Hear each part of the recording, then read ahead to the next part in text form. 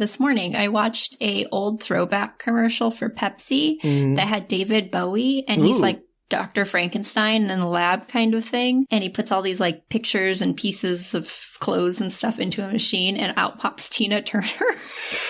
And they dance together in front of a vending machine. Why are commercials so garbage now? We have like Kylie Jenner making a really terrible analogy with the cops instead of David Bowie producing Tina Turner. Like, what happened to us as society? So good. I was watching that this morning. I was like, why aren't commercials like this anymore? Yeah, why are they like worse and somehow more offensive? Oh, it was a really good commercial. Amazing.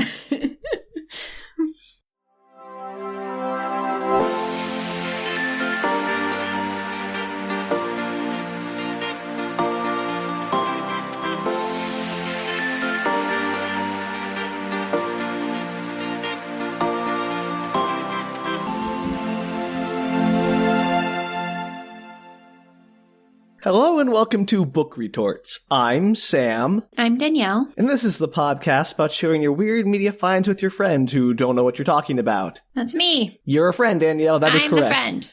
I am always the friend. The best always friend. the friend. The bestest friend. The best friend on this podcast. At this moment, that yes. you have on right this now, podcast. in this exact moment, I cannot argue with that. You are the only other person on this podcast. I agree.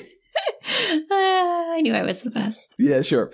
Boy, have I got something special for you today, Danielle. Oh, yes? What do we have? So, I appreciate that last time you ventured into the weird animated world I usually inhabit with Thumbelina. I did. It was a good episode. Good job, me and you. Yes, very well done, you. So, I thought I'd return the favor today, Danielle, by venturing into a realm that you usually occupy. Rom-coms. No, better, Horror. DComs. Really? Are you sure I haven't seen it? I am 100% sure, Danielle, because this is maybe slightly cheating, but I think it's the modern equivalent of a DCOM. This is a Disney Plus original movie. Okay. It is the 2023 movie Crater. You're right. I have not seen that. Yeah, You're lucky. you would. It came out like in May, so I think we're good. You never know, though. Sometimes I hit weird stuff on Disney. Yeah. I was confident. This seems like way more kind of my movie than your kind of movie. Is this a sci-fi movie that's really just a DCOM? I mean, obviously. Just wondering. Crater could be many things. I was just curious. Let me send you the description, Danielle, and all your questions will be answered, I'm sure. I doubt that. Does it involve driving the moon out into space? Because otherwise I don't want to hear it. Danielle, just let the description wash over you. After the death of his father, a boy growing up on a lunar mining colony takes a trip to explore a legendary crater, along with his 4 best friends, prior to permanently leaving the moon and relocated to another planet? I didn't write it. Does that sentence make sense? It should be relocating. You can thank IMDb for that. So wait, then a boy grows up on a lunar mining colony, takes a trip to explore the legendary crater with his friends before he leaves the moon colony to relocate to another planet. I assume he has plans to relocate and decides to go to this crater as like a friend's trip before he leaves. It's kind of like a lunar Stand By Me, Danielle. Road trip. Yeah, pretty much. That's exactly right. Excellent. I think I should follow this up with Xenon because that is also in space, and I feel like we just have a run. Yeah, well, I mean, you know, you're complaining about this, but it's just a sci-fi movie with a DCOM. Like, didn't you do that weird alien one that was just a sci-fi movie but a DCOM? Oh, yeah. Good one. Yeah. Can of Worms. Yeah, that one. So Weird I think, movie. Yeah, again, I think there is precedent here, Danielle. Nope, yeah, go for it. I'm very excited to learn about this boy growing up on a lunar mining colony. 2 things I want to state before we get into this. 1, this is not your, like, daddy's DCOM, because this is like a $50 million budget, which is probably more than they spent on all of their previous, like, 90s era, early 2000s era DCOMs combined. That's a shame, though, because those were really good. Solid efforts, Disney. Solid efforts. So I'm not sure, like, what inspired them to suddenly say, let's put money into these things, but it actually is surprisingly well done in terms of the effects and the sets and even the writing. So excellent. Yeah, surprising. Well done. So let's start off with this movie. It opens, of course, with the camera pointed at a star field. Like a space with stars in it? Yeah, Starfield. Okay. I'm making sure there wasn't some kind of literal thing like a field of stars. It's like I don't know the movie, Sam. I don't know what's going to happen. It's like a wheat field where they grow stars. It could be. Maybe this is a movie about putting things in space. I don't know, Sam. You know what it's about. You know it's about a lunar road trip. Yeah, but you know how the summaries sometimes are completely irrelevant to the actual plot? That's true. So as the camera is on the star field, the title crater appears and a circle is drawn like through the word. So we're already into it. Excellent. Craters are usually circular. Yeah, I know. That's generally how impacts work. Thank you. I hear. I haven't ever been to one, but yeah, I've heard tales. Crater. That's not true. Which crater have you been to? I've been to Crater Lake in Oregon. That's a caldera, not a crater. Close enough. It's called Crater Lake. Yeah. It's called a lot of things, Danielle. It doesn't mean it is one. It's so pretty. It's very pretty. I don't think I would call that an impact crater. No. All right. The camera pans down. It's the Earth, but we're seeing it from the moon. Ooh. We pan over as we keep going down. We end up at what looks like a mining site. The title comes up, Lunar Mining Colony, 2257. So good job establishing shot. You really drove the point home. So why did we start mining what are we mining for on the moon?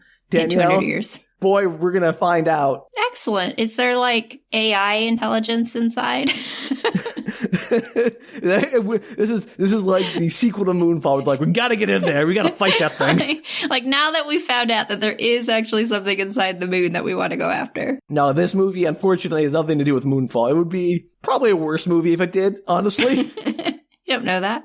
So we zoom in on a geodesic dome.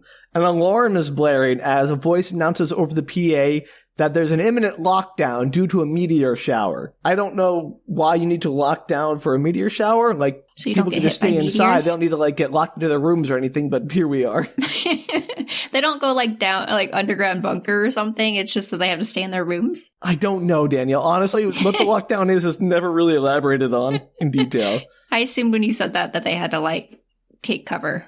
But you're saying that it sounds like they have to stay inside of their spaces. Or maybe they just have to stay inside the dome? I don't know, Danielle. It's unclear. The lockdown is really more just a plot device. Okay, well, lockdown, got it. We cut to a tunnel. A group of teens are up to mischief. Ooh. As they always are. As they always are. They're using tools on some kind of exposed panel, and they're, quote-unquote, stealing something. And it's like a truck.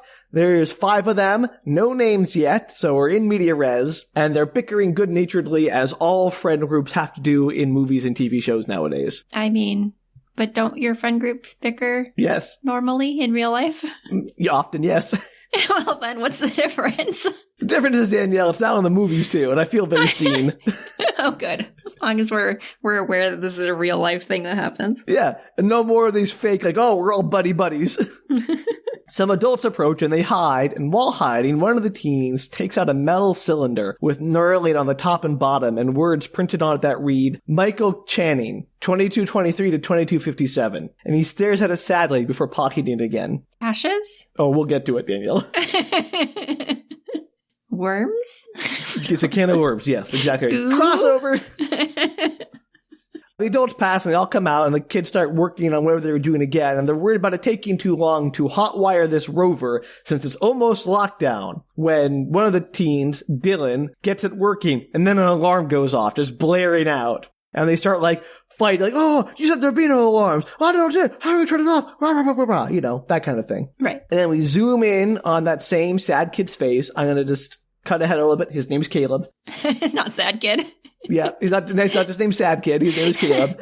Sad John Kid. Yeah, Sad John Sad Kid. He goes by middle name Sad.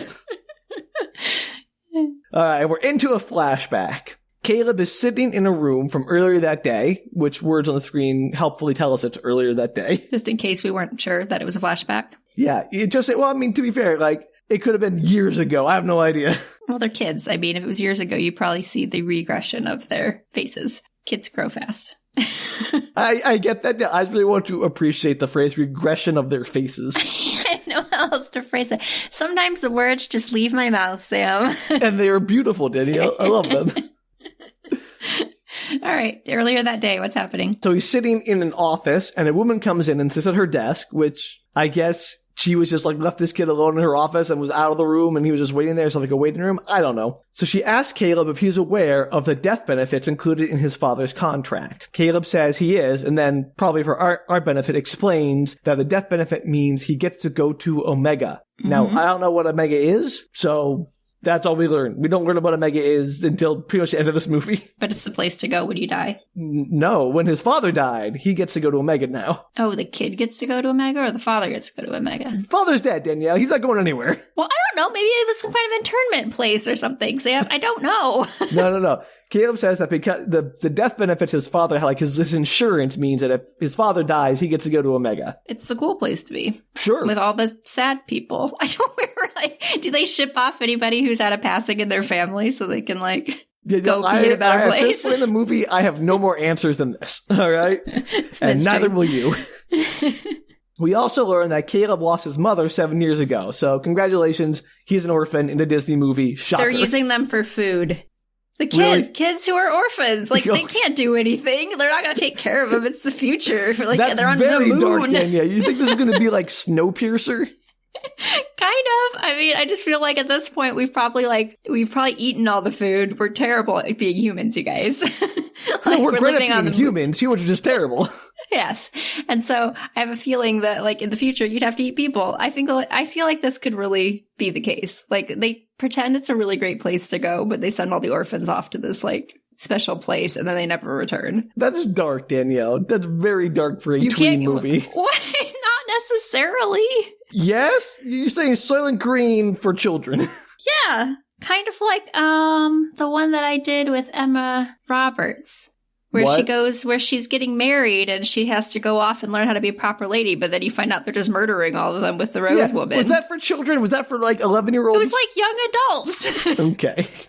I don't know what age it's. You didn't tell me this was for 12-year-olds. I mean, it's a decom, Danielle. What do you think? I'm just saying they could make them dark. All right. Well, I don't know much about Omega at this point in the movie, but I know it's not that. So okay. Well, I'm going to assume it's that till otherwise told. The woman then explains that the journey to Omega takes 75 years and that he will be in cryosleep the whole time, because obviously. Obviously. It's a space movie. You gotta have cryosleep. I was agreeing. Okay, I wasn't disagreeing. I disagree with myself more, Danielle. All right, what happens? So Caleb says he doesn't want to go. He wants to stay here with his friend, but she tells him that he has to go, so no choice. And that his parents... How do you have no choice? Why would you have no choice? Danielle, again... Just give it time. Sorry.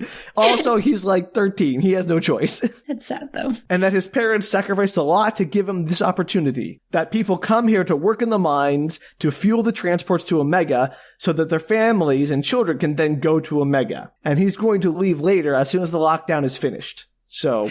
How is this not a dystopian nightmare, Sam? I didn't say it was a dystopian nightmare, Danielle. I just said I just said they don't eat the children, is all I'm saying. But I so far don't have any proof of this. This already sounds very dark. It is kind of amazingly dark, but it's dark in a... You're making fun of me for it. It's not even It's dark in an anti-capitalist, not in a we're going to eat the children way.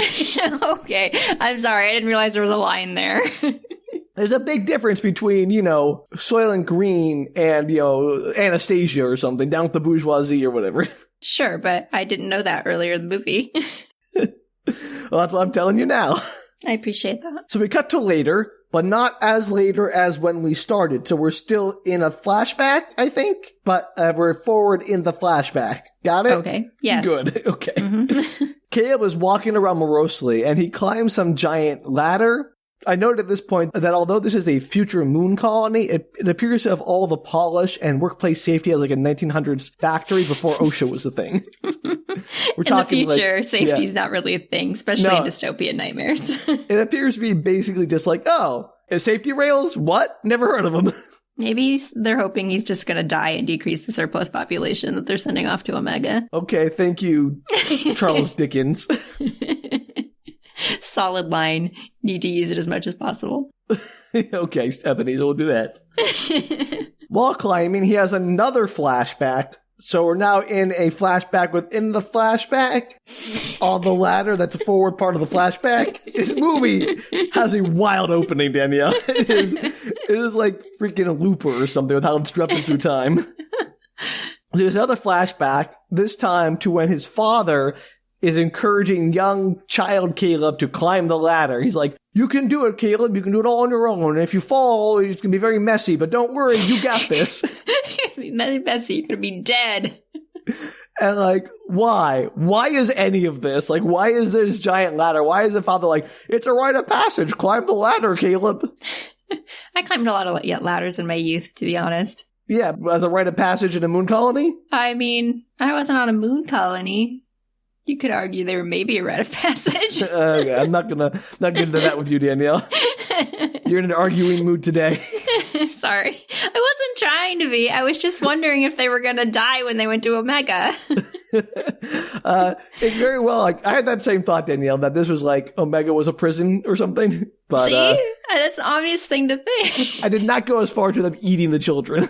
Well, it's the future. I don't know. And then you told me that they were like stuck on there to work, hoping for a better life. Yeah, that's very bleak. So at the top of the ladder, they're sitting on this catwalk, and the dad shows him the sky and tells him about the stars and how they're all dead, and the light from them is just a memory through time, just like his dead mom's memory, which is always with them. This movie's sad so far. The movie is amazing. So apparently Caleb was born and raised in the dome, and he's missed out on so many things because his father and his mother immigrated there from the Earth, and that his mom and dad used to sneak off to a ridge on a crater, and when Caleb was older, they'll take a road trip there, just like they used to take road trips back on Earth. What has he missed out on? Like sky, trees. But does he know that? He hasn't lived I mean, his father's told him about Earth because his father came from Earth. Well, you're not really missing. I mean, I don't know how you necessarily would think that you were missing out on anything because you don't only know what you know as a kid. Sure, but that doesn't mean as far as like you've missed out on a bunch of experiences. Like if, that's something that happens. Wouldn't that be terrible if your entire childhood was just parents telling you the things you don't get to have? Well, my point is that like you can still miss out on things even if you're not necessarily like, oh, I feel a yearning for the bark, you know? Well, does he like feel like he's missed out on stuff? I don't know. I'm not in his head. Sorry, the way you said it, I thought that was like a character thing that they were trying to develop. I think they're just saying that like he's lived his whole life in this tiny moon colony and hasn't had the freedom and experiences that children normally have had in human history. Okay, sure. So now we flash back to Caleb still. I guess we flash forward to Caleb, still in the flashback, but in the future flashback, let's have the flashback with his father. Yeah, we get it. Do you? Because I did not know how to explain this. So as Caleb was sitting there on the catwalk, thinking about his flashback to his father, telling him about the road trip. While in a flashback. Yeah, I promise the flashbacks will mostly stop. It's just the beginning here tries to do a lot of like plot establishment in a very small amount of time. That's fine. I'm enjoying them. Anyway, Caleb's friend Dylan comes up and joins him looking out the window, and Dylan says they can still go to the ridge even on the short timeline. And the rest of Caleb's friends then join them. Marcus and Borney are two of them, just so you know those wonderful names. Marcus and Borney? Borney, yep. Okay. Borney is the worrier of the group. Officially? That title? Is there like a name stitched onto his shirt? No, that's just his character trait. He's the worrier. Like, they'll all have their like little characteristics we'll get to. Got it. The girl of the group who was in the opening has not yet appeared, so. There's always obligatory one girl in a exactly. boys group. Exactly. Classic.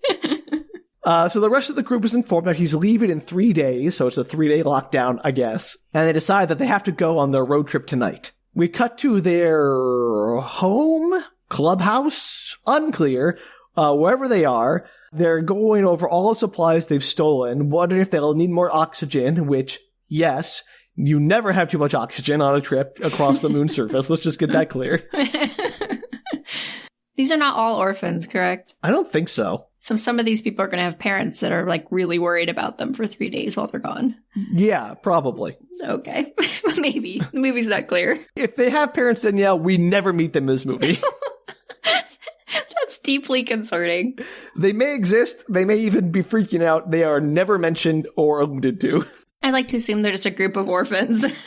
I take that back. They are mentioned, but they're irrelevant. Excellent. Okay. There's a knock at the door and they hide everything, and Caleb opens the door and a man comes to deliver Caleb his father's ashes in that little tube. And that tube is very small. It's like 2 inches long and 1 inch in diameter. Maybe they've learned how to compress ashes in the future. I'm guessing they must have like lost a lot of his father's ashes somewhere. And they're like, this kid will never know. They don't know how much ashes there is for a human being. They're just hoping I can't both figure out how comically small the container is. Like, throw him like a film canister. He won't notice. Maybe it's their souls instead of ashes. That's bleak. We've managed to trap their souls in this little metal tube. So congratulations. You carry that horror around. Or their with memories or something. Like they're able to extract the memories and You're put them into a little... dark kick here, Danielle. Wouldn't that be an interesting movie? Trapping the souls of your loved one after they die in a metal tube? That sounds horrific. And then you take them to Omega and set them free. Or I was thinking more the memories would be really interesting, is what I was thinking. Potentially interesting plot device. They can like relive their memories? Yeah, you'd have access to their memories. That sounds awful. Who'd want? It would be awful, but wouldn't it be interesting? It could be an interesting movie, Sam. I don't know where this Disney movie's going. I would be absolutely terrible because I don't want anyone having access to my memories, Danielle. There are things in there I would not want anyone, much less my children, to see. I agree, but it'd be an interesting movie choice. And it's DCOM. They're not going to show anything that the kids shouldn't see. Yeah, but the implication is there, Danielle. Well, implications are often there in kids' movies. Sure. So we cut to later, still in the flashback, but now we're later that day or the next day. I don't know. They're eating at the commissary and discussing how the lockdown means that once they're past the perimeter, they're free and no one will come after them because everything will be in lockdown. It can't be the next day, right? Because you said that they want to go tonight, I guess. Yeah. The preview was just earlier that day or whatever you said. I don't know. Maybe it's I don't know, Danielle. Once they specified earlier that day once, they have not specified a time since. But they're still in the flashback. Yes, I think. So it's got to be the same day, just earlier. Sure. Okay. Continue on. Okay. Okay, I'm there. It was more confusing while you were watching it. So even though the worry kid is reasonably worried about the meteor shower, like if we go out there, what if the meteor shower? Like, have you ever seen any meteors? And you're like, that doesn't answer his question. So apparently they've all never seen a meteor shower before because they're not allowed outside. So they've never left the dome ever. They're like trapped in there. Okay. So that means they're more determined than ever to go out despite the danger. I mean, it kind of makes sense they'd be stuck in the dome, especially as children. I mean, sure. But like, also, why wouldn't you like give children a place to go or have them out on the moon? I think that'd be a common thing to do, like walks around the moon or something if you lived on the moon. But wouldn't you have to have like special equipment? Like a spacesuit? Yeah, they can make spacesuits for kids. It'd be fine. They could, but then you're like, everybody hold hands while we go across the moon. Don't get lost, because otherwise you're going to float away. I mean, you won't just float away. That's how the moon... The moon has gravity, Danielle. I know. Just kidding. All right. Well, they're determined to go out and enjoy the lunar landscape at least once in their lives. Okay. However, they have a problem. And that problem is they don't have access codes to open the garage. But Dylan has an idea. At this point, I was like, wait. Do these kids just sort of wander around all day with nothing to do? Do they have, like, school jobs? Like, what's going on? Maybe it's summer break. Whatever summer on the moon is. Danielle, summer on the moon? Or maybe it's just a break, like a school break. They eat children, but they give them breaks at least during the summer. I'm not saying they eat children. I was saying that they eat orphans. There's a big difference. Oh, are orphans not children, Danielle? That's a horrible thing to say. They are, but like as... All orphans are children, but not all children are orphans. Yes, but they're all beautiful people. I'm not saying we should eat the orphans. I was just wondering if that's where they were, if that's what the magical Omega was. You hadn't even told me at that point that it was something that his parents had like put together and they were fighting and they were like working towards that goal. Because that makes it like, I understand that. First, you just said that he was like being sent to Omega. How was I supposed to know what that meant? I just love like, the dissonance of your thought process being, this is an evil enough universe where they eat orphans, but it's a kind enough universe that they give them summer break on the moon. But you told me they didn't eat the orphans, so I was just I was like, okay, they don't eat the orphans, so then they must give them summer breaks. Oh, okay, so like there's two ends of the spectrum here and no in between. Got it. Summer break or eating orphans, nothing in between. I was believing you. You said they didn't eat orphans. I was willing to go with it, and now you're giving me crap for doing that too. Danielle, it's just There's your no brain winning. jumps to so many weird conclusions. I love it. Whatever. Carry on. I think they were normal conclusions. You know what? Maybe I'm the weird one. Who knows? So Dylan reveals that his plan is to bring on Addison, the girl, since she just came up from Earth, has no friends, and though she's weird, her dad's on the science team, so she has all the codes to the sub-basement garages. So what are the names of these kids again? Addison? Marcus. Marcus, Caleb, Borney, Dylan. Borney. So you're telling me that in 220 plus years, 30 years, that the names are still Addison and Marcus? I don't make the names, Danielle. I was just curious. They threw in Borney for you. What more do you want? Nothing. I was just thinking that Addison was such a common name now that I would wondering if it would still be on the list 230 years from now. Tiffany's an ancient name, Danielle. It's been around for hundreds of years. I know. I'm not saying that they couldn't carry through. You just think there'd be As more is than just Borney. Richard. I was just thinking that there'd be more than one weird Borney name. All right. But also, why does Addison have the garage sub-basement access code? Her father's one of the science team, not her. I don't know. Maybe he's one of those guys that puts it on a Post-it and sticks it on his computer. You think they have better security, 200 years in the future? No, you know what? They don't, okay? Oh, I'm sorry. No way. I'm sorry. The names would be totally different. The security, exactly the same. I'm just saying that people have, in the last 30 plus years with computers, people have continued to just write their names for their Post-its, with passwords and stuck them on their computer. I don't think that's good. Humanity's not going to change that much in 200 years. Yeah, but the names will. Got it. I just think it's amazing what you accept as being the same, what you insist on being different. Only to be bothersome to you. Hey, that's what we do here. So I don't know how they're going to convince her in 2 hours to join their little heist group, but Dylan goes up to her and sits down at the table she's sitting alone at in the cafeteria and is all, "Hey, my name's Dylan." And she gets up and leaves because, shocker, his smarmy attitude does not appeal to her. Shocker. Is she mostly a loner? I don't know, Danielle. This is the first you've seen of her. Oh, I was just curious. Well, you know more of her. Well, all I know is she's been here a month and she just came up from Earth, so. See, that's why she joined their little club, because she probably doesn't have any friends yet. So he chases after her, and when he catches up to her, she goes, "I know the way you guys all think about me. I'm just a spoiled little Earth girl, and the only time anyone talks to me is when they want something." And wow, it's only been a month, girl. Dang. Apparently, she really got a read of that place. Yeah, being the new kid's hard. Being the new kid on the moon's hard, I guess. We're totally going to be doing Xenon. It's the opposite of that. Where being the new kid is easy? No, where she's the new kid on the Earth. Oh, okay. Dylan tries to be all "No, I came here because I felt bad that no one talks to you." And shockingly, this does not go over well. How do they know that she has the codes? Because her father's on the science team. That's the information we get. Okay. Sorry, I forgot. I remember I had a little thing about why would she have the code in front of the science team, but apparently she's psychically bonded to her father or something. Yeah, I didn't realize she was brand new and they didn't know her. I was just thinking they somehow knew that she knew. They knew her. So as she turns to go away again, Dylan's all "No, wait. And he relays a sob story about Caleb, who lost his parent. And then she makes him tell her about the plan to go to the Forbidden Crater. And Addison is like, "I get why Caleb is doing this, but why are you helping him?" And Dylan goes, "Because he's my friend?" And really, that's on her.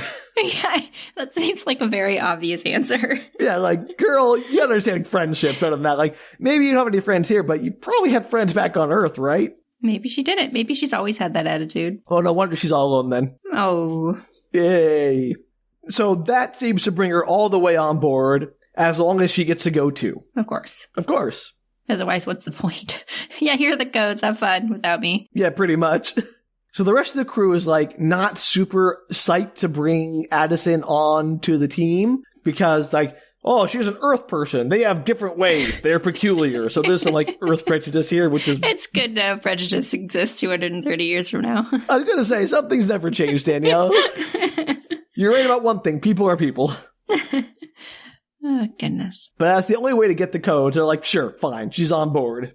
Finally, we cut back to the present with the alarm blaring and everyone freaking out about what to do and they're all going to get caught and et cetera, et cetera. Caleb is staring at the open panel on the rover and suddenly reaches inside, grabs a random bundle of wires and yanks them out and the alarm stops. So that's how alarms work. I was about to say A, I can't believe that worked because no alarm stops when you just yank a random wire. And also B, the alarm already went off, so people have already been made aware of this, but I guess it's one of the things where once the alarm stops, everyone has sudden amnesia and forgets the alarm ever went off in the first place. Maybe they're well, since it went off, probably nothing's happening. It was just a triggered, when your fire alarm goes off, but there's no fire. Yeah, I'm sure they would never go check on it. You've never just had your fire alarm randomly go off and you're "What you doing?" And then it stops. I mean, I would check to see what's going on if there was a fire first before I dismiss it out of hand. I would be like sitting in my bedroom, hear my fire alarm go off and go, yeah, I'm sure it's fine. Well, it went off again, though. That's what I'm saying. It didn't like keep going. Yeah, but I'd be still like, want to go check on it. I'd be like, we'll just make sure that like it didn't melt or something from a fire. This is how you're going to die, Danielle. No, I always check fire alarms, Sam. Oh, okay, so you're just arguing against the things you actually do. I'm just saying if it went off for a short amount of time and then stopped, I might wonder if it was just like an error. Yeah, but you would still check, right? Maybe the alarm's not super specific. It was an alarm on the truck. Maybe in the future there's not as much crime, so they're like, probably fine. Then why have the alarm in the first place? I don't know, Sam. Yeah, okay. Keep trying. We're going to move on. Anyway, I guess the whole alarm thing is fine, as the announcement on the PA system goes that the lockdown is starting in 3 minutes. So get to your lockdown. It's unclear what people have to do about this. So the kids all scramble aboard the rover as Dylan confidently drives it to the doors. As Caleb is sent out to punch in the door code, Addison slaps an astronaut bobblehead onto the dash of the rover, which she claims is an Earth road trip custom. Which, is it? Does everyone just put a random bobblehead on their dashboard before every road trip, or is that just something I've missed out on in my life, Danielle? You've missed out on it. Okay, so you put a new bobblehead on your dashboard every time you take a road trip. Yes. Okay, impressive. You are Addison. The answer to that is yes. You had to think about that. I was trying to think of my last road trip, Sam. That's what I was thinking of. Where do you get your bobbleheads to put on your dashboard? Bobblehead Supply Co. Okay, you're just making this up, aren't you, now? You just lied to me to be annoying, right? They're a local producer of bobbleheads. This is why I try to talk to you too much. They're well known across the country. Yeah, I'm sure they are. You are no help in this episode, Danielle. You are the opposite of help. You are anti-help. I think some of these questions were valid. Yeah, but your lie about the bobblehead didn't help. I just was thinking that the reason why I took so long to answer was I was thinking that a lot of people I know do have bobbleheads in their car. That they probably don't put one in for every trip. I don't know the answer to that question. I'm not saying people don't have bobbleheads around their cars or whatever. I'm saying I don't like go out and buy the new road trip bobblehead every time I go on a little journey. No, if all of my friends were going on a road trip together, if I found a cool bobblehead, I'd probably buy it and put it in the car. Yeah, but I don't know if that rises to the level of Earth tradition. So, well, maybe it is in 200 years, Sam. You know, fair point. Maybe bobbleheads are the new economy. I don't think you know enough to speak about Earth traditions in 200 years. Oh, okay. I'm sorry. I didn't realize. Like, what are we even doing here that we can't even speculate about the future? Like, I don't know enough about Earth in 200 years to speculate about the bobblehead economy, but you know enough to speculate about how they eat children. Got it. I would like to think that the Earth has come that far in 200 years that we do bobbleheads. They have a bobblehead economy now? Yeah, like, why not? Works for me, I guess. What do you think would be the most sought after precious bobblehead? I'm assuming it's still the hula girl. That's kind of like is that it's not a bobblehead, Danielle? It's a hula girl. Sometimes their head very bobbles. Different. That's entirely different. I don't know. I had a pug for a really long time that had reindeer ears on. I remember that thing. It was terrifyingly creepy. I don't remember where I got it. It was a gift. But he was pretty cute. He's in my car. He's just not up on the dashboard. Yeah, pugs are not adorable at the best of times. Right. I'm not necessarily a huge pug fan, but I love the little pug with the reindeers. He was pretty cute. I'm happy for you, Danielle. I don't know what would be the most popular one, Put that into a savings account. In 200 years, it'll be worth something. I mean, you don't know that it's not for my future offspring. So Caleb opens the garage door, and while you think that a lockdown would mean the doors wouldn't open, I guess that's not a serious lockdown. They do open, so much for the lockdown. Well, has the lockdown actually started? Or have they made it out in the 3 minutes prior to it being? Unclear. It's also unclear if, like, the lockdown would have stopped them, or if they've just been like, yeah, the lockdown doesn't apply to garage doors. Well, they seem to be in a hurry. And I would imagine if you have the code, then you can open stuff, because otherwise, what's the point? Even if you're in a lockdown. The whole point of the lockdown is to lock things down. I think the code is for normal access. Okay, but wouldn't it could still potentially work during a lockdown. Why? Why would they have a normal code work during the lockdown? Because they're like assuming that adults are smart enough to not just randomly leave during lockdown. That's not true. I know it's not true. I'm just saying that maybe in the future that is true. You're working so hard to justify this movie, Danielle. Why are you working so hard to justify this movie? That's my job. What? No, it's not. Your job is not to contradict literally everything I say. I'm not trying to contradict. Never mind. Yes, you are. Look at you. You can't even do one sentence without contradicting me. You're right, I am. Go ahead. All right, so the door opens, they head out the tunnel, and Caleb remembers his father's words about how road trips let you leave everything behind and become free. They hit the surface of the moon and are just ecstatic. Dylan floors it, which isn't very fast because it's a moon rover and not a sports car. And they head out onto the open moonscape, blasting Born to be Wild. No, they should, though. I was like, really? That'd be a great choice. The movie does not have music that is that fun, though, unfortunately. Well, they had to spend their budget on other things. Yeah. Like craters. Craters. You gotta have the movie's called Crater. If there's not a crater, it's gonna be very disappointing. It'd be funny the whole movie was them just trying to get to this crater. And you never see the crater. It's, okay. So now it's driving montage time, with them having a great time going along their 12-hour trek. Caleb gets a bit dour when they pass the transport site, which is the transport that will take him to Omega. He's all like, oh, sad time. Mm-hmm. Inside the rover, a timer goes off, and Borney explains that it's time for Marcus's pills, since he has an enlarged heart that will probably kill him soon, so he needs to take pills regularly. How is this not a dystopian nightmare? I didn't say it wasn't dystopian, Danielle, but it doesn't go to the level of child eating. But a kid might die on this journey. You gotta have stakes, Danielle. I kid with a heart condition. Is this like Chekhov's heart condition? Is this going to be a problem later? Oh, of course it is, Danielle. They bring up this heart condition like 7 times. I'm only going to mention it like once. So my question is, why is Borney in charge of Marcus's pills? Like, he feeds him the pills. It's like, yeah, take your pills, Marcus. It's time. I don't know. Maybe he's just the most reliable out of the bunch. Yeah, that's definitely not true. He's the worrywart, though, so maybe he just remembers things like that. Is it a reminder on his phone, or is it on, or whatever his... I don't know, just like something on the wall of the rover beeped. Maybe they set it up, maybe he was just stating, like when it beeped, like, oh, it's time for your pills. No, he actually was like feeding him the pills. And like, you gotta drink water, or you'll be coughing too much. He's like his mother. Well, somebody's gotta be on this trip. It's a bunch of kids. Okay, Danielle. And they're orphans. They're not orphans. You don't know that. I know for a fact most of them are not orphans. They've just run away. They're runaways. Poor parents. Back in lockdown. Kids are missing for days. Movie doesn't care. Does not care, even remotely. So Dylan spots something out the window of the rover.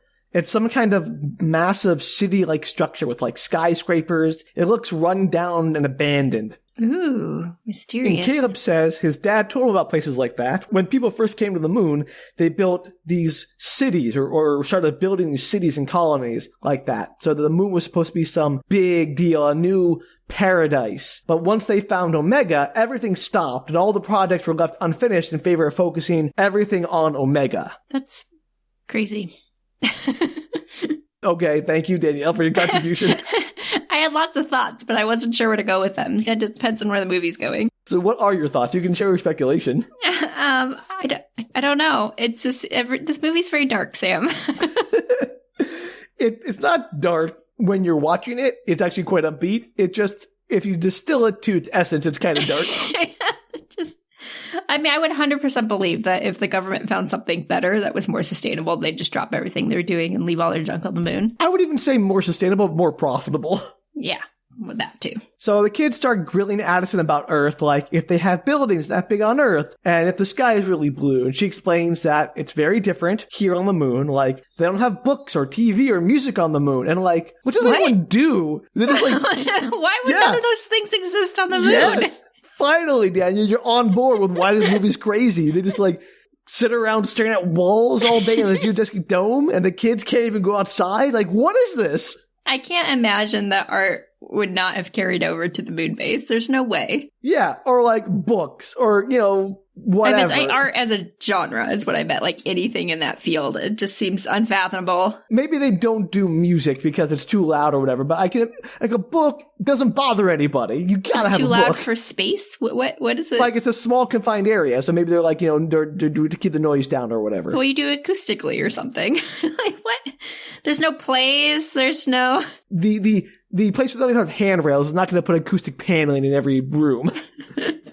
The point is, while the movie might be able to justify some, like, oh, they're not going to have plays on the moon because this is a mining colony, there's no reason they can't have books. Like, there's no justifiable reason a book can't exist in the moon colony. I think it's probably impossible for a group of humans to exist and not have some kind of functional outlet for social activities. Yeah, why do you say that? Because I just think it's like normal for humans to create stuff. I mean, even like if you don't have TVs or whatever, you're still telling stories or putting on plays or whatever the case may be. Like that's just something that humans have done. I think it'd be, and especially people who probably weren't born on the moon. They probably came from another place where all those things existed. Yeah, that's the wildest part, Danielle, is these people came from the Earth, many of them, and they're like, well, we don't need books anymore. We don't need like, movies or TV. I don't believe this is a thing. Danielle, this movie is asserting it's a thing. I believe you. I'm just flabbergasted. Art dies on the moon. Art dies on the moon. T-shirt slogan. Anyway, she's like, didn't they teach you all about that stuff in school, like what Earth is like? And apparently the only things they learned about in school is how to mine helium and things related to helium mining to fuel the transports for rich people to go to Omega. This is wild. What a terrible society. Yeah.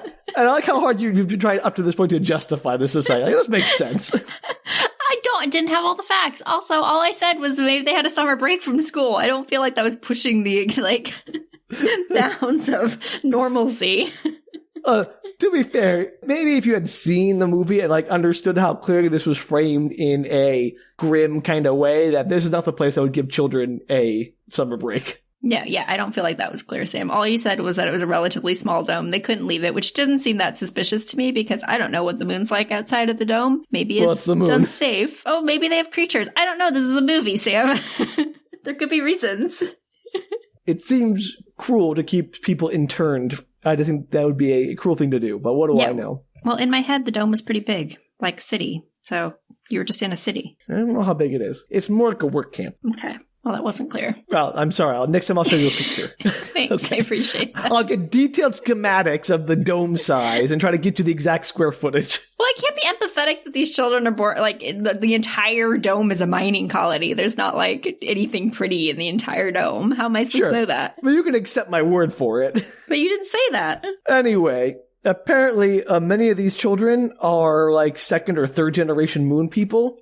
And Addison is confused because the deal is you'd sign for a 20-year contract to mine helium, and then you get to take your family to Omega after the 20 years of labor. But then they explain how every time you're like late to a shift or get a cold or cause a delay, they tack on more time to your contract, and that accumulated time gets passed down generations. So it's basically indentured servitude. Okay, but they don't eat children. Come on! If you eat the children, they won't work, Danielle. That's just basic 101. I've told you, they run out of food. It is the moon. They have plenty of food. Nothing you've said to me has proven otherwise. It's comforting to know that capitalism will still be the same in the future.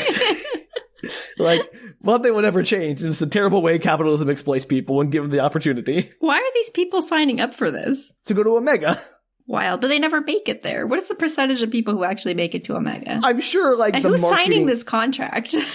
I'm sure the marketing is very much hides the fact that they are indentured on the moon. Like, they probably have to sign NDAs and stuff when they get there, so no one, until they're too late, people don't know about it. And B, maybe they're poor people who are desperate, people who come. They have to pull from some kind of population that absolutely doesn't have any other choice. Maybe they're like, hey, Omega's worth it, or I gotta try it. You know, people buy lottery tickets, even that's never gonna help. So people do all kinds of things that don't make sense. Wild, man. Capitalism aside, Addison asks Caleb what's in the crater, and Caleb says he doesn't know, but his dad did mention something about a brook that splits in two. So, a brook. That's what's in the crater, apparently. Is there water on the moon that runs like a brook? No. I don't believe there's liquid water on the moon, unless it's inside the moon megastructure near the white dwarf star. I mean, I'm assuming. I'm assuming this is the movie that leads up to that. Or vice versa, you mean? Sure. So then they decide it's time to go frolic on the moon's surface for just a bit of fun. Or actually, no. I think this movie came before that, and that's why there were crops inside of the megastructure. The timeline doesn't make any sense, Danielle. This takes place 200 years after that movie. Does it, though? 2257 is after 2020. Time might not have made it matter. I'm pretty sure it matters, Danielle. they decide to go cavort on the moon surface, and Addison has a much nicer suit than the other kids because her daddy bought it for her. Aww. They go outside and are pretty awestruck as they bounce around. And I just realized that, like, inside the rover, they have, like, normal gravity, but outside, moon gravity. So the rover has a gravity generator, which is bonkers to me because if they have that kind of tech, why is capitalism still a thing? Like, Star Trek would be here. Like, we'd be in the Star Trek universe. Like, capitalism just won't die. So that to me was crazy. I like the realization, like, why are they doing indentured servitude if they can make gravity? Like, they have to have technology that makes, scarcity not a thing. This is the worst timeline. Yeah, it's like capitalism and Star Trek technology, which is, ugh. No, thank you. So they all stop to admire the view of Earth, and Addison is briefly sad looking back at her erstwhile home, and then decides to get them to all play baseball with a moon rock and a rebar bat, because that's going to work. And if you're going to play a sport on the moon, I would think there are better sports to play. Like, they did golf. That was a pretty good idea. Mm-hmm.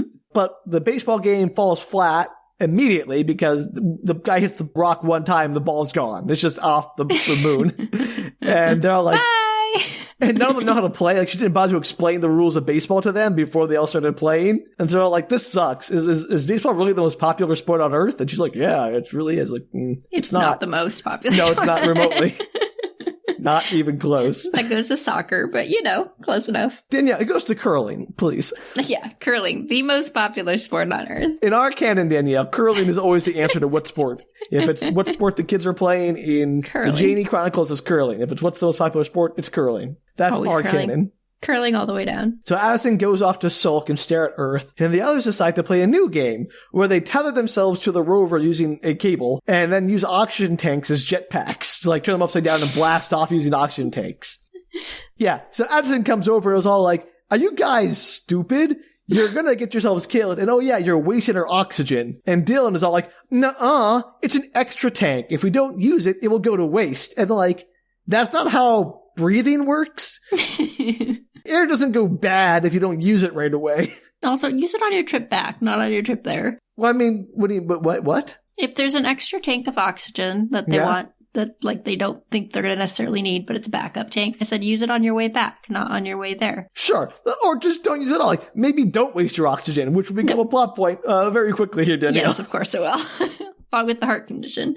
I know how movies work, Sam. Yeah, I'm not sure. So Dylan is very offended by her calling him out as dumb. And then he says, she's just scared. So, of course, she does the jetpack thing from peer pressure, which wins over all her friends. Everyone's like, yeah, she's really cool. And she has a great time and loves it. So the lesson here is always buckle to peer pressure to do dangerous stunts. I'm pretty sure that's what I learned from a lot of decom movies. Yeah, right? Wild. Anyway, they all take turns, and then at one point, Borney goes, and the tether comes loose, and he goes flying off uncontrollably. Bye, Borney. Bye, Borney. Yep, nice knowing you. The rest panic except for Marcus, who grabs another tank and jets off after Borney. The others quickly follow suit, leaving Addison behind as a spotter to, like, direct them to how to get to Borney. And I'm thinking, okay, Borney flying off uncontrollably is bad. Marcus going after him, sure. All of them grabbing tanks and flying off uncontrollably after him seems like terrible a bad idea. Yeah. Like, it seems like you're going to cause more chaos than help at that point. I feel like this is the beginning of a Moon Lord of the Flies. Moon of the Flies? Moon of the Flies. But they're not British yet. Yeah, it won't work. Lord of the Boons. Anyway, Borney finally manages to jettison the tank, like, unconnected from his suit, and starts to fall, and Marcus intercepts him and catches him, and all the others manage to catch them. I don't know how they managed to, like, steer themselves with this oxygen tank jetpack, but they all crash relatively safely to the ground. But now half their oxygen's gone, yeah? Right. So Addison, as they pick themselves up, Addison says she thinks they have to go back since they've used so much oxygen they don't have enough to get to the crater and back. And Caleb says, wait, I have an idea of where we can get more. The oxygen machine. Yes, one of the cities that has oxygen. They go back inside, and Addison pulls out a hollow projector of the moon's surface, and Caleb points out an old abandoned outpost the miners used to use as a resupply depot. So, hey, there's probably some oxygen left over there, maybe. Good job with the map reading. When Borney learns of this plan, he panics because of space ghosts at the outpost. And it's been a running thing up to this point that Borney believes in all kinds of like wild things his older brother tells him, like, ooh, there are spooky ghosts here, or there's goblins under this place in the moon and stuff like that. They're related? Did I know that? You said Borney. Is there another person there that's his brother, or is his brother but he has an older brother who has been telling him stories his whole life. Like, not every person in the colony is on this trip. I just wondered if somebody else there was his brother and I had missed that fact. So he's afraid of space ghosts. Yes, he would be you, Daniel. He's afraid of space ghosts. I'm not afraid of ghosts. His ghosts, space ghosts, ghost to ghost. Great show, Space Ghost, Ghost to Ghost. But did you want to follow up with that or anything? Or no, I'm not afraid of ghosts. Okay, great. Got it. I just said I maybe believe in them. I'm not afraid of them. Well, Danielle, you're using the wrong phrase. I ain't afraid of no ghosts. I ain't afraid of no ghosts. There you go. Does busing make you feel good? I think that's a yes. All right, great. Who are you going to call? Moving on. Earth to Danielle. We're on the moon. So they reach the outpost, and as they enter the main tunnel, the door closes behind them, leaving them in the dark. It's a spooky space ghosts. Luckily, their suits all have flashlights because, yeah, of course. Who are the space ghosts? Are they like the dead miners? I don't know, Danielle. Just curious. Just the space ghosts. They don't need a reason. They moon spirits? I mean, what are they? Danielle, they're just space ghosts. I'm just thinking out loud. I'm thinking out loud. Okay. Just wondering where the ghosts come from, that's all. They come from the moon. They are inside moon of ghosts. The moon. Sure. So they make their way through the outpost, understandably creeped out, and they spot what looks like a person and freak out, running around screaming about space ghosts. So there you go, Danielle. Space ghosts. They attack. Yay! Dylan finally gets the lights on, and it's revealed that not only are the people mannequins, which, honestly, much scarier. And why are there mannequins on the moon? Because this is a model home, Danielle. Okay, I'm willing to go with that. Addison explains that this is like a model home. She explains the concept of a model home. Like when developers want to sell a bunch of homes, they'll build one as a model home and they'll decorate it and show people what it would be like to live there. They don't usually put the thingies mannequins in there, mannequins in there, but yes. Look, Danielle, there are so many mannequins in this model home. There's like 50. Like there's children, there's adults. It is wild. They're probably storing them all there, but I'm they're not all sure like dressed up and posed in like the kitchen or in the bedroom. It's crazy. Everyone is all impressed with how nice the home is and like what they could have had on the moon if people had actually committed to building out the moon and not abandon everything for Omega. Also, somehow the air and lights all still work in this abandoned structure. So good for that. Yep. It does. Everything still works, Danielle. Air, lights, water, perfectly good. They really knew how to build those homes back in the day. In the moon days. Like, where's the power coming from? Like, who's getting this thing hooked up to power? Maybe it's solar power. I don't know. I'm going to assume it's solar power. That might make some kind of sense. Perhaps. Anyway, they split up to go searching for supplies. So while doing that, Addison and Dylan go off into one of the bedrooms, start looking for supplies, and she asks Dylan about his past, and Dylan explains that his grandfather tried to sneak away on a shuttle back to Earth. He's like, my grandfather couldn't take it beyond the moon anymore, he had to sneak on a shuttle back to Earth, but he was caught, and now he had to add 6 years to his father's term as punishment. That sucks. But don't pity him. The others have it worse. Borney has too nervous a disposition to be a moon person, and Marcus probably has a heart condition from his family being in low G for too long, for like being generations of moon people. And he doesn't need her pity. They do. And Addison pulls the old, oh, you think you're the only people with problems? You think my life is so perfect? And like, you don't know anything about me. And I was just trying to get to know you. Yeah. And so they had that little argument. I mean, is her life any worse than she had to move to the moon? I don't know, Danielle. We haven't figured that out yet. Okay, just curious. Meanwhile, Marcus and Borney locate a supply room and have a heart-to-heart about wanting Caleb to have a good time before he leaves. And then Borney makes Marcus promise to always take his pills, which he is apparently bad at doing. So Marcus is not long for this world. Oh, poor Marcus. We knew him well. No, we didn't. I didn't at all. Can't keep any of the kids straight. Caleb is searching the kitchen alone when we have a flashback to him talking to his dad in their old kitchen. His dad is saying that the math doesn't work. Not since his mom got sick and died. He can't work off the time he accrued before Caleb turns 18 and gets his own 20 years of work to work off. So Marcus and Borney then radio everyone to let them know they found a supply cache of food and it's time for a feast. So the dad is now old enough to have had children. How old's the kid in the flashback, approximately? Well, it's like earlier that year, like 13, 12, 13. It's the same kid. Somewhere in there. And so he's now... He can't, it's like he's got 20, 30 years left of his service, even though he's already put in No. 10. He needs to complete his service before Marcus turns 18. But he can't do it. That's like 5 years. He has to finish his So he's work trying to get him off before he turns 18. Because once he turns 18, he has to go to contract for the 20 years to work off to leave. Why does he have to? Danielle, is he not his own entity? Basically, if you the way it works, and this is bonkers, is that if you manage to do your 20 years, you got to take your family to Omega. But if you have kids on the moon and they turn 18 while living on the moon, they have to start their own 20-year contract. Why do any of these people have children on the moon? There's probably no birth control. What am I saying? Yeah, right? They have no books. What else are they going to do, Danielle, for entertainment? I'm not saying that humans won't human, but I'm just like, then your children, like you're just having children to work farther into the colony. It's terrible. It's terrible. I don't understand why the children are under contract. Yeah, I don't understand it at all. It doesn't make any sense. None of this makes sense, Danielle, but it's just there to make sure that it gives the father motivation to want to get his son off the moon, basically. Yeah, can you imagine signing it? This is like a Rumpelstiltskin-esque contract where you sign it and your children are now indebted to the thing.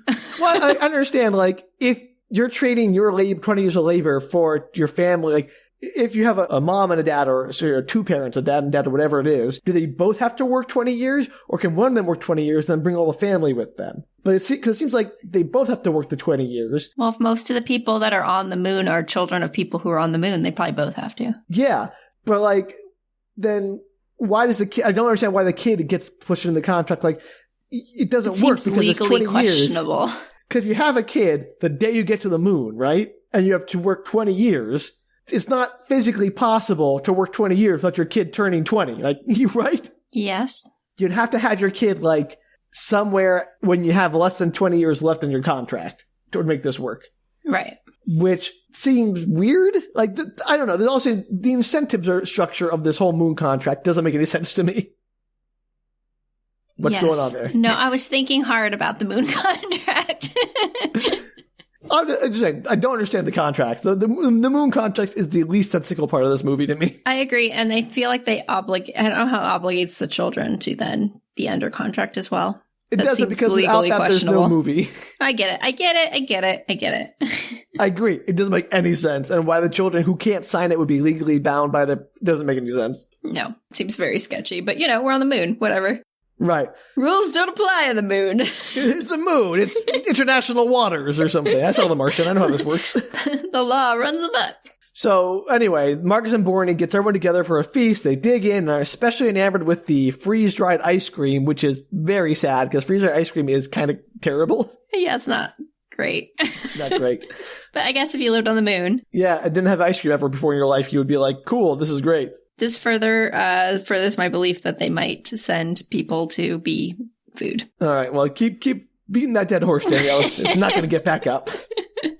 That night, they're sitting around a fire pit because it has a 70s style fire pit, which is awesome. Mm-hmm. 70s were the height of fashion when they were on the moon. Fire pits are cool as heck, man. I'd want one. Let's do it. So Addison starts explaining to them all about Earth history, oh, there was this world war, the whole world was at war, and then 20 years later they did it again. That's true. Yeah, it's people are so messed up and millions died, and it's but Earth is also really beautiful, and how people love Earth so much that they were willing to fight and die for it. But now everyone only cares about Omega, and Earth doesn't matter to anyone anymore. It's whoa. That's a lot of going on here, buddy. That sounds true, though. Yeah, it was wild. Addison then lets slip that she has a 10-year-old brother that is on a transport ship to Omega right now with her mom, since when her mom divorced her dad, she took her brother to Omega with her to get away from her dad, and then her dad moved to the moon pretty much out of spite so she could get off Earth too. And what? So they split the kids up. I have to say, the mom just unilaterally, I'm going to take this kid on a 75-year trip to the moon. She's never going to see her brother again because she'll be dead by the time we get there. Do you think they pulled names out of a hat? Do you think they just I like the boy better, I'm taking him, you can have the girl? Right? How messed up is that? And like the dad's like, well, you're going off-world. I'm going to take Addison to the moon. So there, like. And then, the dad's making these weird decisions with like, I'm going to bring my child into a mining colony on the moon. As a science person, like he's not a miner. He's a science person. He probably has higher social standing, but still. Yeah, that's wild. These are terrible parents, Danielle. As far as I can tell. Or maybe it's the law. Maybe, I mean, we don't know. Apparently the law is just terrible right now. The law is, when you divorce, you must split the children as well as your other assets. And you've got to choose. Hopefully that won't create any trauma for you. It's like Sophie's Choice, Moon Edition. Maybe the courts choose for you. With pull a name out of a hat. Wild.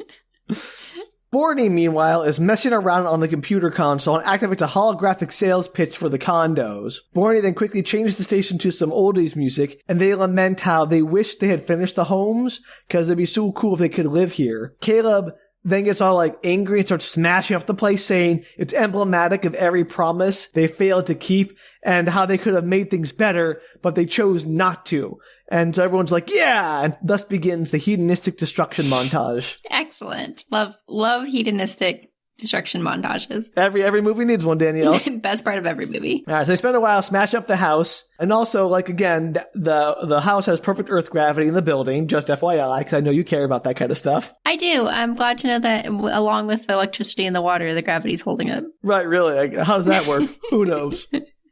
That night, while everyone sleeps, Caleb is brooding. He is joined by Addison, who also can't sleep. Caleb shares how the first time he met Dylan was the day his mom died, and Dylan had helped him steal some food from the commissary, which made him feel better, and they've been best friends ever since. Do they steal food because they need to, or they just like to? Unclear. They just wanted a sandwich, and the commissary was closed, and Dylan and he broke in and started eating sandwiches all night. I'm going to assume that they're starving. Sure. I don't know, Danielle. They had showed them eating just fine earlier. Like, they give them food, so I don't think they are, but what do I know? It furthers my theory. No, it doesn't. So Caleb says he's worried that Dylan will have the hardest time after he leaves with the group because they've been like best buds. And that, hey, Addison, you could be a good friend to him. Maybe you could stick around and be his new Caleb, I guess, or something. Which is, I guess that's a choice. Well, better than nothing. I suppose. The next day, they're back in the rover, continuing the road trip, but about a mile out from the destination, the rover breaks down. Uh-oh. Oh, no. Do they have enough oxygen to survive? So Addison hits the distress signal over the protestations of the others. She's like, they'll come for us now, but not until after the lockdown. And we have enough oxygen to make it to the crater and back on foot before they arrive, even though we don't have enough to make it back to the colony on foot. So we're just going to do that then. We'll continue our journey, and then when we get back, we'll be rescued, and everything's going to be fine. Do they not know enough to fix it? I doubt it. They barely know how to drive the thing. Okay, I'm just curious. Dylan basically says that it drives itself mostly. So that's the new plan. They suit up and head out. And as they're walking, Caleb has another flashback to his dad asking him to promise to go see that crater if anything ever happens to him, to look for the place where the brook splits in two. Caleb is suspicious about why his dad is suddenly so insistent, but promises anyway. Did what's-his-face bring his medicine? Danielle, please. We'll get to it. Okay, never mind. Back on the surface, they reach the edge of the crater. They all stand on the lip and look down, and in the center of the crater is a glowing cube, surrounded by what looks like a forest of cylinders, like rock cylinders. Mm-hmm. Like hoodoos, but not tapered. Okay. I was like, nonsense words. No, I don't know what you're talking about. You ever been to like Bryce Canyon? No. Okay. I can't help you then. A hoodoo is a rock formation, Danielle. I'm going to leave it at that. What do they look like? They look like pillars. Like rocks on top of each other? No, like a forest of pillars. Like rock formations that go up? Boy, let me just Google hoodoo or Bryce Canyon, and they'll answer all your questions. I'm sure I've seen them, and I just didn't know they had a name, because you know the name of things. Bryce Canyon. Oh, yeah, look right now. Oh, yeah, great. those. Uh-huh. Those. Although these are perfect cylinders, so they're clearly not a natural formation. Right, got it. So they scramble down the center towards the cube, and they find a gap in the forest of cylinders, and Addison starts brushing the dust off of one of the cylinders, and it says, "The past is never far away." It's like carved into the cylinder. Creepy. Are there ghosts? Yeah. Are there space ghosts here? Danielle, there's space ghosts everywhere apparently on the moon, just riddled with space ghosts. Space ghosts, coast to coast. Moons, man. Marcus finds the controls and opens the door, which is a staircase that goes down below the cube. So the cube is not really relevant to anything. Just looks cool. Yeah. So they all go down and end up in a large circular room where they find a single dead tree in a pool of water in the center. Is it Eden? Yes, it's Moon Eden, Danielle. No? What's going on? Yeah, it's crazy, Daniel. This movie gets weird. Who built this thing? Why do they build it? Why is it here? Why does nobody know about this place? Moon trees. All the kids are very disappointed by this big empty room. Like, oh, it's just an empty tree and a pool of water. This place sucks. Where's the treasure? Do they have trees? Is this the first tree they've ever seen? Probably. They're just like, lame tree. The lame dead tree. Who cares? So Caleb finds a plaque that reads, "On gilded wings, we have reached the stars, but let us never forget the skies we left behind." No, sad. Sure. Addison starts going around the walls, pushing on them, saying, "I've been in rooms like this before. Give me a second." And like, what? I've been in moon rooms with trees before. Hang on a minute. Creepy cylinder rooms before. I got this, guys. This is totally my cup of tea. We have these everywhere on Earth. These are like bathrooms on Earth. They're just one in every block. Bobbleheads. They're so common. Like bobbleheads on car dashboard. Everyone's got one of those rooms in their backyard. Absolutely wild. And so as she's pushing on the wall, she finds this like 1 foot square secret panel. Like, good job, Addison. Nonsense. So she opens the secret panel and pushes the button inside, and suddenly the room transforms like a holodeck to a picture of Earth. Like it's like they're in a hologram of Earth, forest on Earth. And they all marvel at the beauty of this Earth forest. Except Addison, who's been in a million of these. Apparently she's like, yeah, this is a holodeck, no big deal. Caleb then notices that there's a brook on this hologram. Whoa! Amazing. And he follows it up to where it splits, just as the hologram then flickers off and dies. Everyone's like, oh, what happened to the hologram? So I guess the future technology kind of blows. You know what's the insane thing is that his dad, assumedly, if this is the place they're supposed to be? Is this the place they're supposed to be? Danielle, I had the exact same thought. I promise you. So, like, so now Caleb can see that the hologram is off, that scratched in the surface of the floor, right below the point where the brook had been, is a little star, like a little pentagram star. I totally thought it was going to be initials, love initials. Right, yeah, I thought it could be a heart with their name. Yeah, no, it's a little star. And how the heck did his dad expect him to find the secret button and do all this? Here was his father's plan. He's like, if I die, promise you'll go to this crater. I'm not going to tell you what's there. Don't worry about it. I'm not going to tell you how to get inside the crater room. It's just going to work out. And once you're inside the room, I'm not going to tell you where the button is, the secret hidden button to turn on the hologram. And then I'm just going to tell you to follow the brook when you're in there. I'm also not going to tell you how to turn the hologram back off so you can know to look underneath the brook, because you can't see this when the brook's on. You can only see it when it's off. But there's a little carving in the floor there. Like, there's no possible way he was ever going to find this. Like, this should never have happened. Shenanigans. And what was the actual point of him hiding the fact that there was a hologram here? Why not tell the kid that, like, it's a really cool thing that, like, we don't have here, and it's holograms, and this is how they work? Like, why not tell him, like, all of that? Just tell him, hey, there's this really cool room. There's a switch on the wall. I'll tell you where it is. And when you get inside, push it once. And when you find the place in the brook, like, clap twice, and the hologram will turn off, and you can find this, like... There's no reason to keep this a secret. Like, the mystery is clearly just for the audience. This is like, he would be like, if this were any, like, reality, he would get to the moon, see the giant glowing cube, and be like, aliens. Aliens made that. I'm out. AI. Say that. AI. Whatever. And even if they got into the room, if Addison hadn't been there, they'd all be like, well, there's a dead tree. Let's all go. They would have, too. There's no way in the entire world that they ever would have found that without Addison. Yeah, without Addison having been in rooms like this before. Maybe the dad was a seer, future seer. Yeah, he was psychic. He's like, I predict you will meet a girl from Earth. Maybe dad's a space ghost and he's leading them. Okay, space ghost dad. Perfect. It gets crazier. Okay, so, all right. Caleb finds that this part of the floor is like been chiseled out so he can like pick it up. And there's a space below it where he finds a picture of his mom and dad on Earth, along with her ashes in a similar comically small cylinder. Yeah. So what this means is that sometime after his mom died, his father took a solo trip out here to lay his mother's ashes in this place without telling him any details about this place, or maybe bringing his son along on this like journey, funeral which service. Would have been a really nice thing to do with his son. Like, bring your son along to the special place to interred his mother in this important place in your life. Like, no, I'm going to do it alone, and then I'm going to leave him a series of riddles and hope he can find it one day in the future after I'm dead. And I'm going to explain this by saying it's a work trip because I'm going to have to leave for several days. Yeah. His father was kind of terrible, is what I'm realizing here. Sounds like as always, the parents are terrible. Crazy. So Dylan takes the photograph and puts it in his pocket and then places his father's ashes next to his mom's and then seals it back up or like puts the tile back in place. Dylan says that his father will be proud of him, and Caleb gets angry and says that what his father did wasn't an accident. He got himself killed so that he could, make it look like an accident so that Caleb could execute the death contract and get off this place and get to Omega. Whoa. What? What do you mean, whoa, here? That's a big bomb. I thought that was obvious from earlier on. Like, okay, maybe for you watching it. I had not thought that far about it. I took your word that he just died. Yeah, no. Once his father had time, they're like, promise me, if anything happens to me, you'll go to the crater. And he's like, oh yeah, he's definitely going to kill her. Like, I just assumed it was a high-risk job. Apparently, a lot of these people don't make it to old age. No. So his father, like, clearly thought to himself, like, I can't execute the contract. I don't have enough time. The only way out for Caleb is if I die on the job and he gets to execute the death contract and, the benefits and get off this planet before he turns 20 or 18. That's even darker.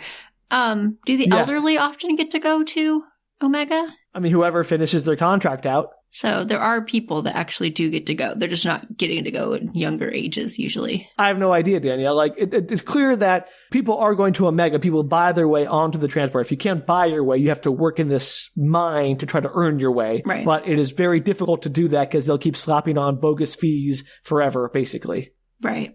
And so maybe a few of them get out every now and then, but mostly they're just helping the more well-to-do classes get to Omega. Wild. What a weird story. Yeah, right? It gets real weird. It's a lot darker than it seems to be. I don't know. I thought it was pretty dark from the get-go, but you gave me a hard time about it. I mean, it's dark. It's not like comically dark, Danielle. I don't think like, eating children is comic. It's over the top. That's like... So you that's don't know like that. a modest proposal. It's like a modest proposal, basically.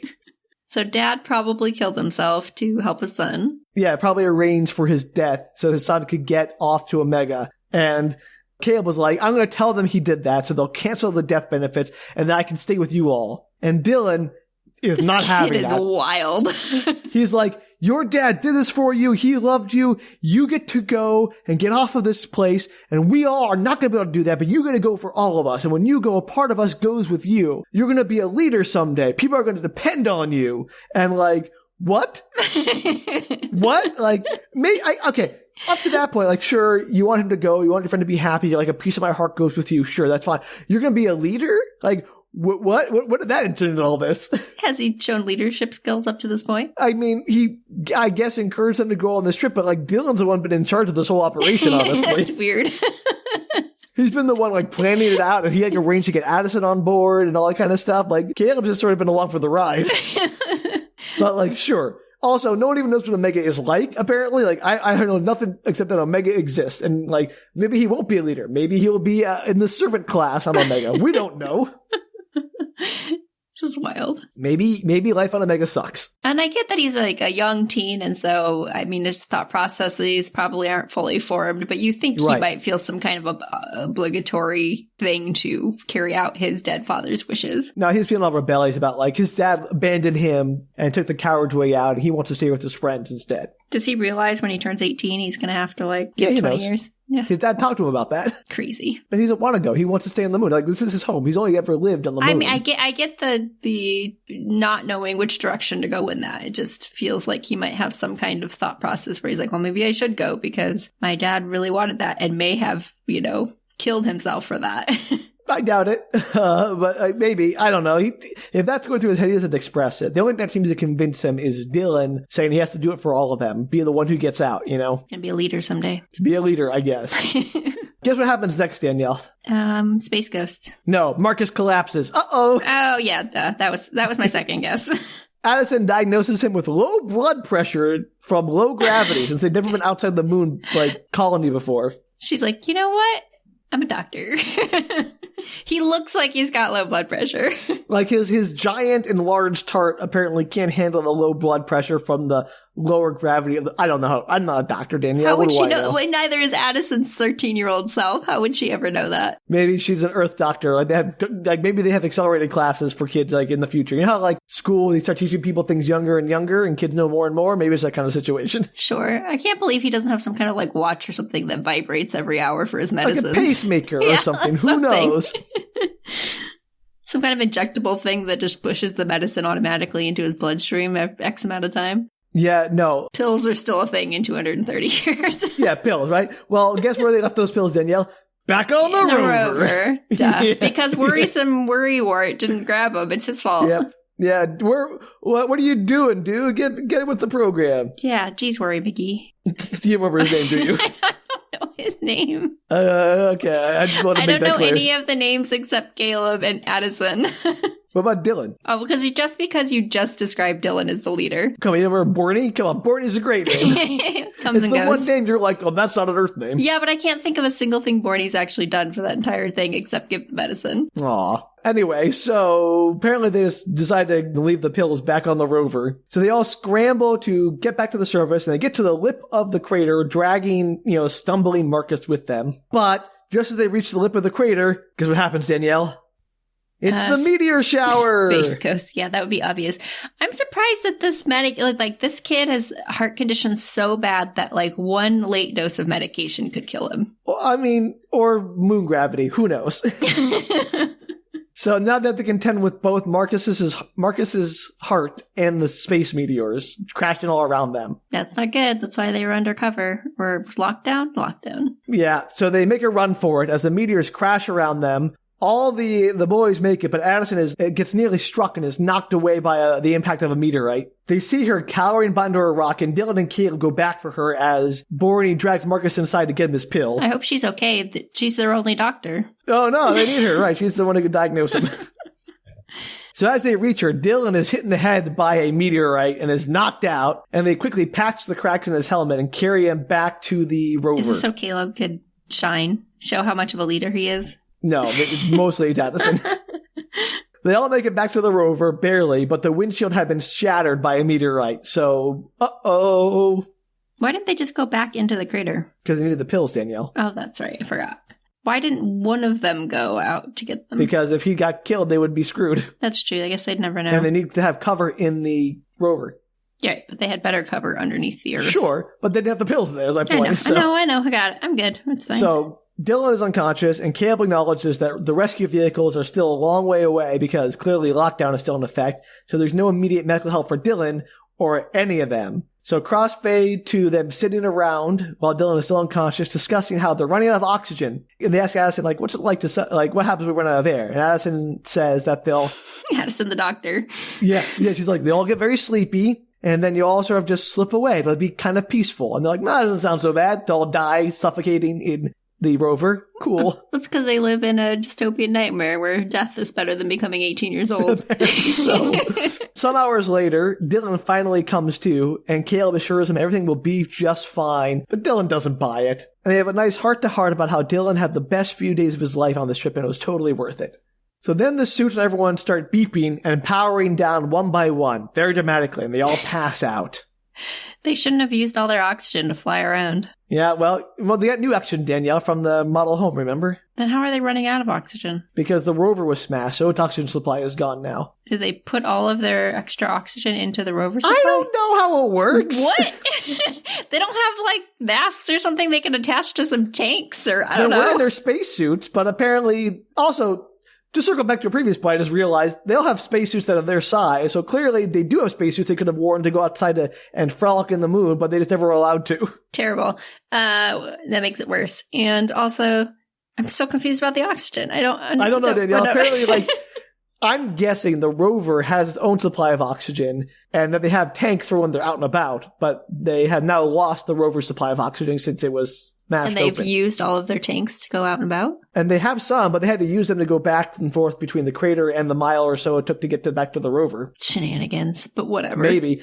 I don't know, Danielle, but it's a thing. It makes as much sense as the contracts. All right, whatever. I'm willing to go with it. So they all pass out, and the screen fades to black, and the movie's over. They all die. The end. And then they're all sent to Omega to be turned into food. No.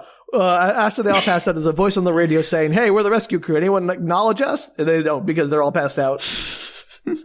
How did the rescue crew get... Wasn't this like a 3-day event, the meteors? I guess they decided to make a run for it, or I guess it just wrapped up and they scrambled. I don't know. They're like, oh no, the 4, 5, whatever kids are missing. There's a distress signal. Right. And they realized it was children, so they must have come out and did not die in the meteor. It's running away. It's running away. And they're like the hyenas in Lion King. They're chasing after them because they're like, oh no, we're all going to die if we don't get our food. And then they don't get hit by meteorites. Yep. All right, cool. Anyway, that's exactly what happened. Okay, making sure I'm caught up. So we cut to Caleb waking up in what looks like a hospital. And he asks about how everyone is, and the woman looking out after him tells him everyone's fine. The trip was a complete success. Caleb is confused, but the woman explains that he's on Omega. Hey, he made it. 75 years later, he's on Omega. Oh my God, can you imagine? You wake up and it's 75 years later. Yeah, Caleb understandably freaks out. He's like, I didn't get to say goodbye to anybody. I just woke up here after I thought I died, and I'm on Omega? Like, I can't believe that that's how they phrased it to him. The trip was a success. Also, welcome back. Yeah, welcome back. You're on Omega 75 years later. It's like Captain America kind of thing in that first Captain America movie. We cut to an external shot, and it looks like Earth. It just looks like a nice, like maybe Iceland or something. It looks like a nice, like rocky, mountainous, grassy Earth. Back inside, Caleb is brooding, looking out a window. The woman comes back in saying she has messages from the lunar colony that were sent to him during his travels. 75 years of messages for you. Yeah, exactly right. And that he'll soon get to go stay with a foster family, which are coming to get him later that day. Wild. Can you imagine you get messages and then they just chronicles the 75 years of your friends getting older and older and then dying and probably never making it to Omega, or if they did, now they're 80. Danielle, I don't have to imagine that because the movie's going to play us those messages right now. So sad. Yeah. Such a sad movie. Caleb starts listening to the messages. It's all his friends saying, hi, we love you, Caleb. You're going to be great. Everyone's fine. And Addison managed to get her father to let them use the transmitter once a year to send messages, which is more than most people get to use it. So they'll be able to send him a message once a year. That's terrible. Like, was there a high cost to the transmitter? That is what the moon people just aren't allowed to talk to anybody? Danielle, not clear. Sorry, your children went away, but you're stuck here, or like, whatever, you're here, the parents are gone, but you're not allowed to talk to them. So Dylan is very clear that everything is going to be okay, so don't be sad, go enjoy Omega. So the next message, a year later, is Dylan lamenting that Addison just won't leave him alone. And apparently whatever Caleb said to her stuck, and she's like been trying to make a friend out of him. Mm-hmm. And it goes on like that, each message skipping a year ahead. So I'm just going to sort of summarize the arc of events. So eventually Dylan is grown. They're all working in the mines. Addison is trying to reform the system by leading protests. She's become an activist. Of course she has. And so the messages continue as the voiceovers, as Caleb starts to meets his foster family and moves into their home and starts meeting other kids at school or whatever. So all of this is happening while these messages are playing in voiceover. This is really depressing. Yeah. So Dylan shares that he and Addison are hooking up and how eventually Addison got them to close all the loopholes in the contract. So now it's just a flat 20-year contract. Everything's cool. There are no more added on years to it. Yeah, somebody should have done that a long time ago. I don't know if that's better or worse, Danielle. It's still not a great system of servitude, but here we go. Well, it's a win against a giant corporation. Or whatever, or government, or we don't know, Danielle. So Borney is also working with Addison to restart all of those failed construction projects to turn the moon back into a utopia type place. Did what's-his-face live? Heart guy? Marcus? Yeah, he's fine. He's good.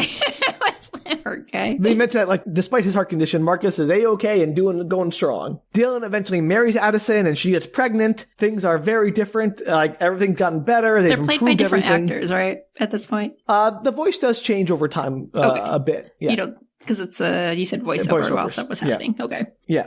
And everything is very different and much better. And it's all thanks to Caleb, bringing them out and showing them what could be, showing them the world that could exist. So it's Caleb who inspired them all to do all this stuff while he slept. Because they saw a forest? Because the kids saw what did Caleb do?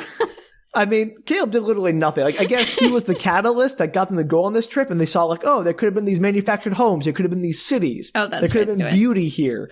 I feel like Dylan was really the one that should get the credit for this. Right. Danielle, I agree. But Dylan's like, and also after, like, what did Caleb do after that? He slept for 75 years. Dylan and Addison accomplished all this stuff while he just goes to sleep.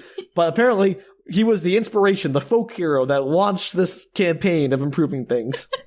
That's wild. So elderly Dylan tells him that they're all so happy for him, and it's comforting to know that he's still out there with adventures ahead of him, even though they've all had their adventures already. So these people are, I assume, under a 20-year contract now instead of forever? I assume, but they're still back on the... I guess... They decide to live on... Yeah, I think they're like dedicated to making the moon into a better place. Okay, sure. Like, I think that the message here is, instead of trying to always work to leave to go to someplace else, try to improve the world you have. Right. So they're staying there, and elderly Dylan says that they're also happy for him, and that he's going to take his grandkids to the crater soon, so they can all experience the hologram, I guess. And they have good lives, and it's time for Caleb to have a good life too, and have more adventures. And that's the last message. It's so sad.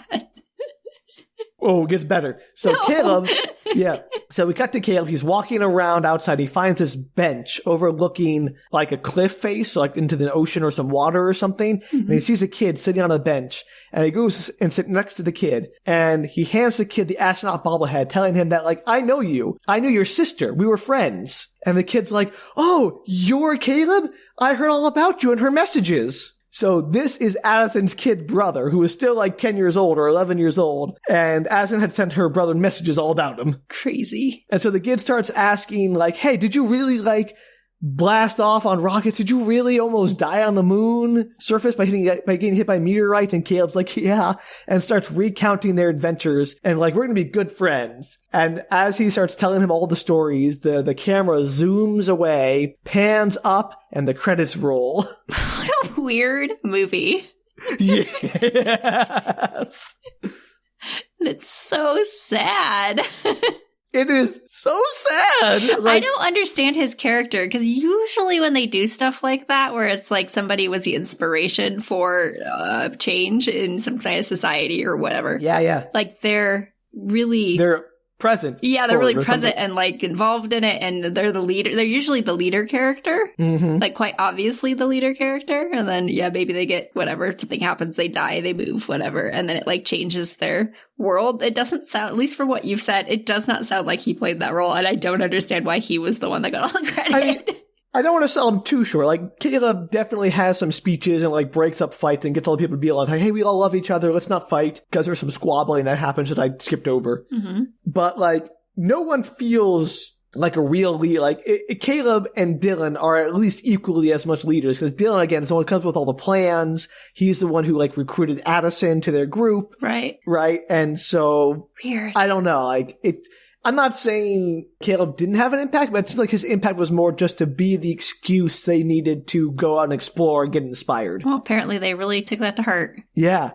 So, I guess the moon's a better place to live now? I don't know. We never go back there. We never learn what happened, but we do learn from Dylan's logs that they have good lives, so I guess it's all hunky-dory. I can't believe that was a tonally upbeat movie when it's so dark.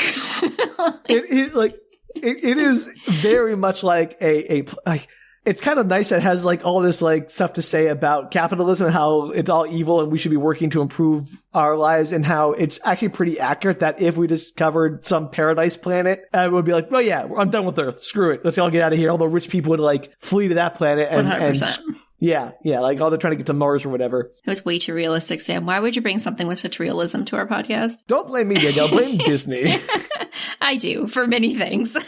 It's also crazy that, like, we apparently have interstellar travel where we can get to other Earth-like planets, and we've only found one. Everyone's so, like, gaga for that planet. Like, what makes Omega so great? Like, it's never explained to us why Omega's great, and if they could build these amazing moon colonies, why don't they do that on Mars, or whatever, like, or terraform Venus or something? Why is it, like, Earth, Omega, and nothing in between? Also, let's talk about how Addison apparently has like fairly unlimited access to talking to her brother on another planet, but everybody else only gets to talk to people once a year, and then the other people who aren't involved in Addison's inner circle get to like talk to their family members every 5 years. Who knows?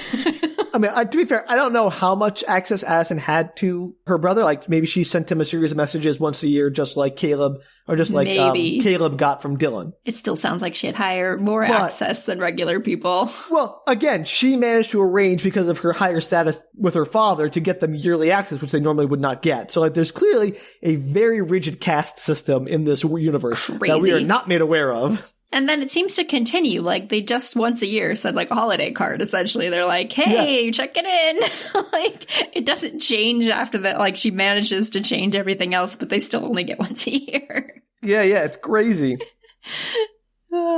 It's bonkers, Danielle. I cannot explain to you how weird this movie is. Like, tonally, it's a very, it's like a road trip movie, and it's like Caleb finally gets to go to Omega, and he gets to live his happy life, and his friends make a happy life back on the moon, so everyone gets a happy ending. Because, like, I thought there'd be something sinister about Omega, but no, it's just a great place. There's nothing bad about it.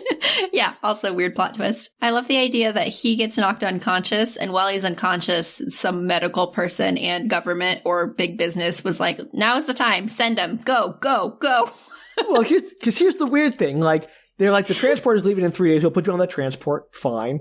But there's also a transport that was going to leave in a few months. Like, he was originally scheduled to leave in a few months, but, like, apparently the schedules are fluid. So they could have just, like, kept him around for the next transport. Like, it wouldn't have been a big deal. Yeah, and I'm sure it's a good idea to put somebody who's unconscious, who may or may not have some kind of damage, into a transport for 75 years. And it's like, just go, you'll be fine. There's no doctor on board because it's 75 years.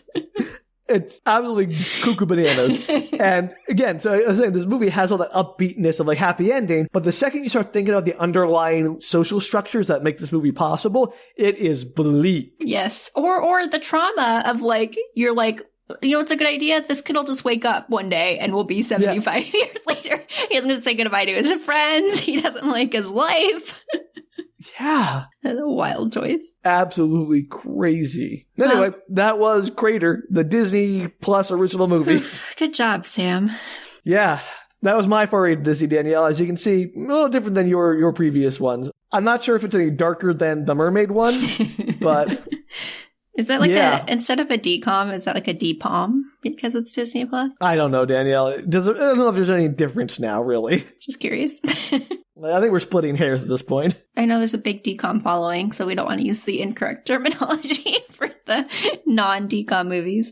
Whatever. I'm not going to... You can tweet at Danielle all your anger and if I get it wrong. Yeah, tweet at me for Perfect. Sam's errors.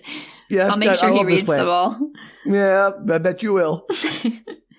Well, thank you for bringing that to the table, Sam. Yeah, Crater. You're welcome. It's wild. If you out there want to try to explain to us the legality of the moon contracts and how that all works, and like the kids getting roped into it, if you're a lawyer, please reach out to us. We could really use the explanation. Yes. And if this is the bleakest of the Disney movies, or if you can think of one that's bleaker, please let us know. Black Cauldron? I don't know, maybe. Who knows?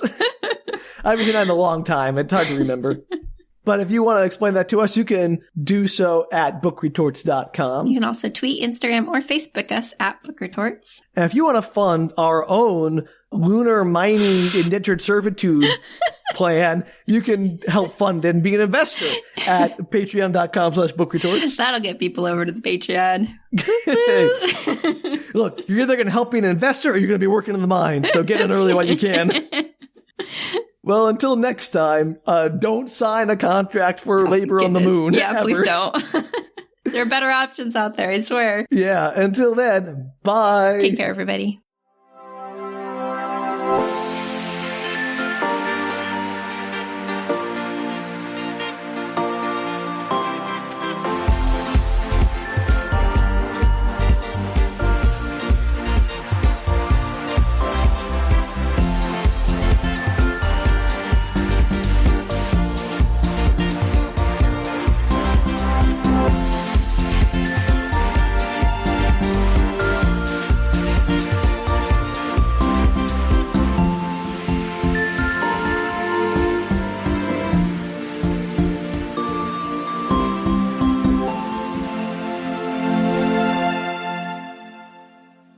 I was convinced Omega was going to be sketchy too, but twist, it's a great place to live. Everyone, Omega, thumbs up.